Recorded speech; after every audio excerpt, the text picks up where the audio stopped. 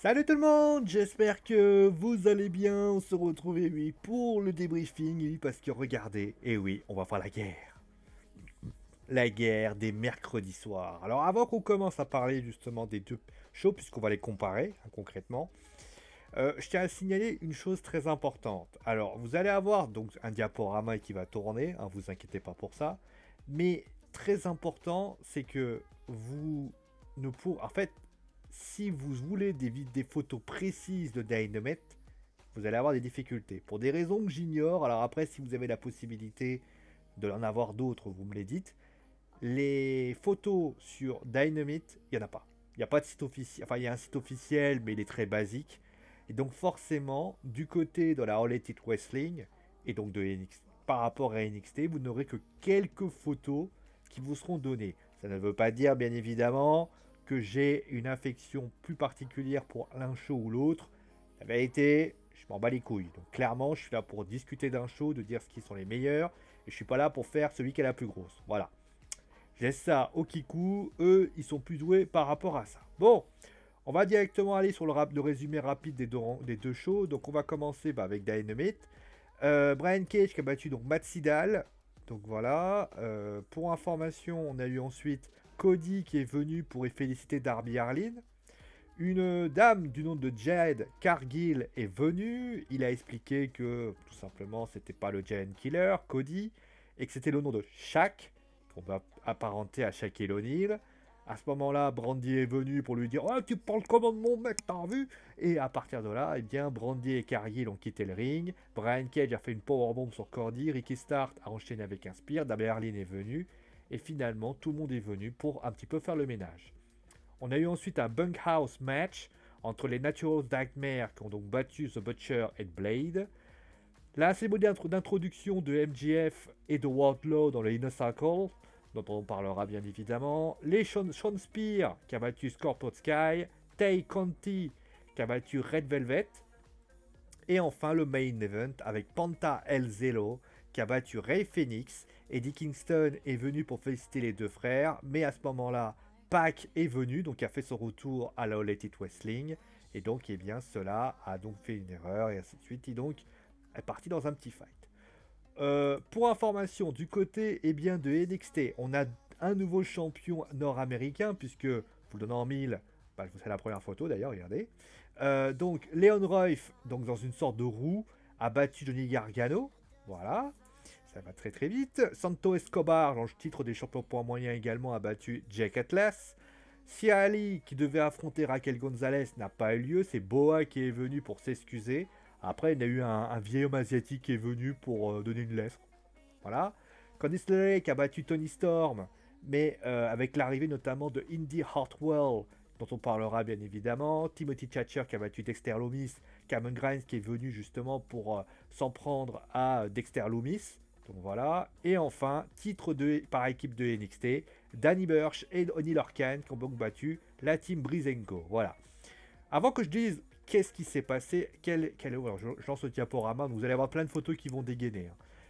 Qu'est-ce que j'ai pu penser du show?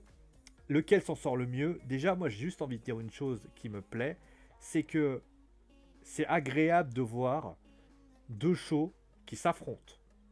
Parce que vous savez tous ce que je pense de Raw. De toute façon, vous avez sans doute pu voir ma review qui a été assez violente, clairement.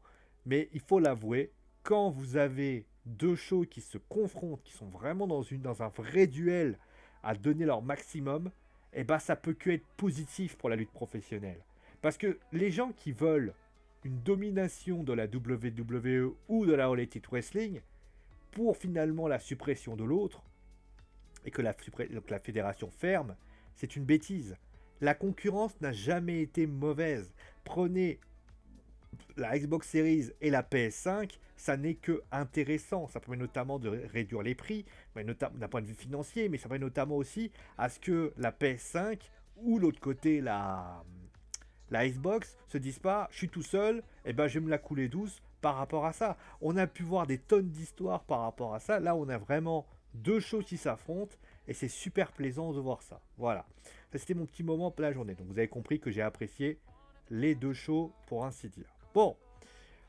On va commencer directement par parler de NXT, parce que voilà, il y a eu quand même quelque chose qui s'est passé au début. Voilà, vous voyez l'image en ce moment.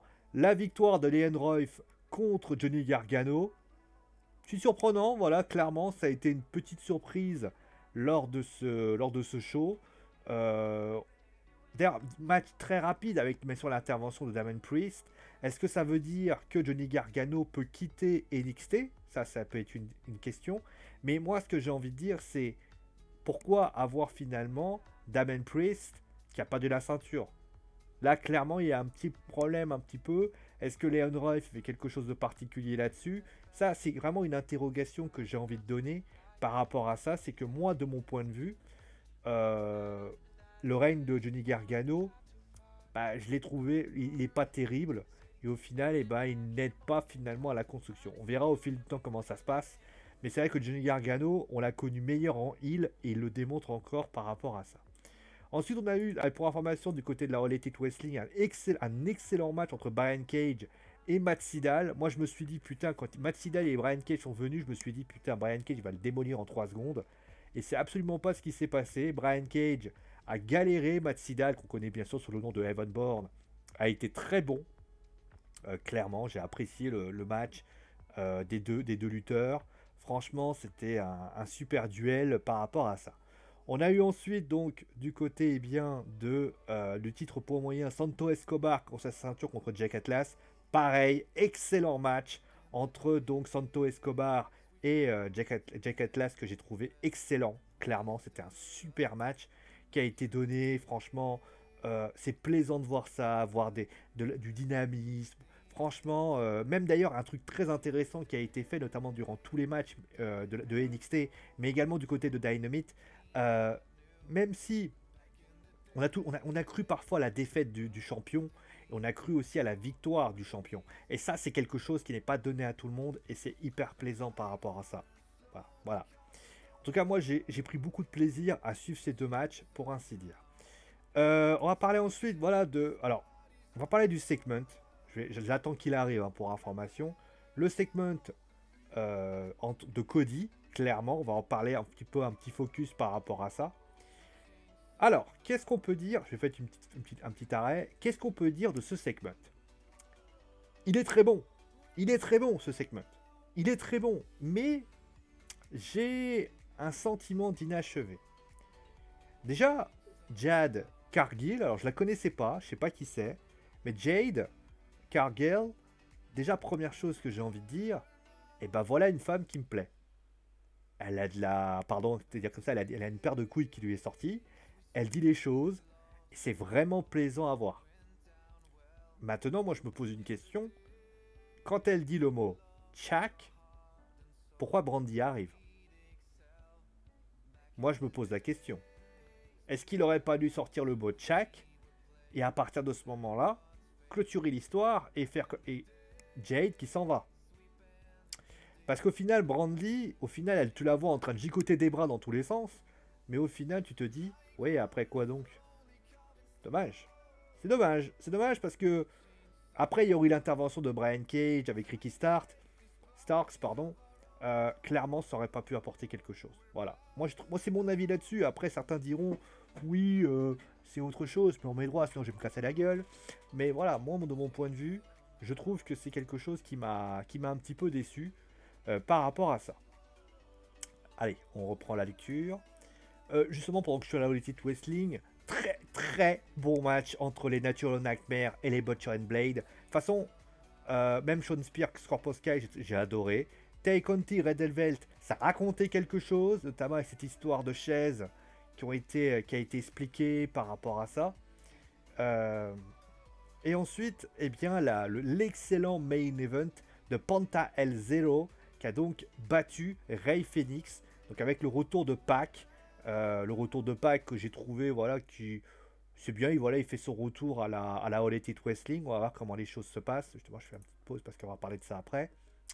Donc voilà, excellent, que des bons matchs qui ont été bien amenés par rapport à ça, pour ainsi dire. Un petit mot quand même, on va parler rapidement d'Inner Alcohol, donc avec l'arrivée de MJF et donc de Wardlow. A priori, je pense que c'est MJF a un objectif, écarter Sammy Guevara pour finalement mettre Wardlow et MJF présents. Est-ce que c'est lié aux propos de Sammy Guevara et d'avoir été un petit peu limite? C'est une possibilité. Mais en tout cas, ce qui est certain, c'est que ça commence à faire beaucoup. Sammy Guevara qui perd contre Matt Hardy. Et là, il faudra vraiment justifier le fait que Sammy Guevara ne soit plus aussi puissant. Je rappelle quand même que Sammy Guevara, c'est supposé être le numéro 2, voire le numéro 3. Donc là, c'est quand même une interrogation que j'ai envie de dire. Après, MJF, est-ce qu'il avait besoin d'être dans cette équipe? J'en suis pas convaincu non plus. Je pense que MJF, c'est un excellent. Franchement, il est très talentueux, ce monsieur, ce gamin. C'est un gamin, hein, clairement. Et je me dis, est-ce qu'il n'aurait pas fallu simplement faire appel à Sammy Guevara? Je suis pas certain que ce soit une bonne idée. Voilà. Mais on va voir comment les choses se passent. Et les choses peuvent être amenées de cette façon-ci. Voilà. Mais en tout cas, après sa cérémonie d'introduction, ça a été une cérémonie assez passable, dans le sens où on n'a pas eu quelque chose d'exceptionnel, il n'y a pas eu d'intervention, il n'y a pas eu grand-chose. Mais finalement, l'arrivée de Sammy Guevara après te donne un peu de peps par rapport à ça. Voilà. Ensuite, on va revenir à NXT. Donc, si Ali, Raquel Gonzalez, alors cette personne âgée me fait beaucoup penser à la mafia japonaise. Pourquoi pas, hein, un peu genre qu'on appelle ça là. Pas les shurikens, les... Bon, vous connaîtrez, vous saurez de quoi je parle, voilà. Candice LeRae avec l'intervention donc de Indy Hartwell, donc c'était prévu, hein, clairement Indy Hartwell était déjà pressenti, donc c'est pas une surprise. Voilà, Timothy Thatcher avec l'intervention de Cameron Grimes, c'était bien, franchement, avec notamment cette technique voilà, qui était plutôt bien amenée. Et enfin, le match pour les ceintures par équipe, avec l'arrivée notamment de Drake Maverick, KCDD, etc. On est quand même dans une situation, voilà, on a un clan qui est en train de se créer, et un sacré clan avec notamment un manager qui s'appelle Pat McAfee. Alors, qu'est-ce que je peux dire de plus à ce show de NXT? Bah, comme pour la All Elite Wrestling, Candice LeRae contre Toni Storm, j'ai adoré. Voilà, c'était un super match. C'est vraiment, ça allait super vite, il y avait du dynamisme. Pareil, c'était vraiment très sympathique. Timothy Thatcher, Dexter Lumis. J'aime bien Dexter Lumis. Je suis vraiment fan de lui. Je trouve qu'il y a quelque chose à amener par rapport à lui. Et les ceintures par équipe de NXT, putain, ça fait plaisir de voir la Breezango pas passer pour des crétins. Et littéralement sortir des segments qui tiennent la route. Et au final, Danny Burch en Khan, c'était très bon. Honnêtement, les deux équipes ont fait un gros match. Et puis, ils sont en train d'essayer de créer une sorte de Undisputed Era heel. On va voir comment Adam Cole et les autres vont pouvoir gérer tout ça. En tout cas, moi, j'ai adoré. Ce sont finalement deux excellents shows qu'on a pu voir du côté des deux côtés. Et c'est ce que je dis, c'est plaisant à voir. Après, quel show s'en est le mieux sorti? Bah, j'ai envie de dire c'est NXT. NXT pour une raison, c'est qu'en termes il n'y a pas eu de temps mort quelquefois. Alors que Dynamite a eu quelques temps morts. Voilà. Mais vraiment, quand tu as deux shows de cette qualité-là, moi je préfère choisir entre un excellent show et un excellent show que un show moyen et un show correct. Voilà, clairement. En tout cas, moi j'ai beaucoup apprécié, j'ai beaucoup adoré. Et j'espère en tout cas que vous avez adoré les shows également comme moi. En tout cas, moi, merci à vous tous d'avoir suivi l'émission. Portez-vous bien et ciao les amis.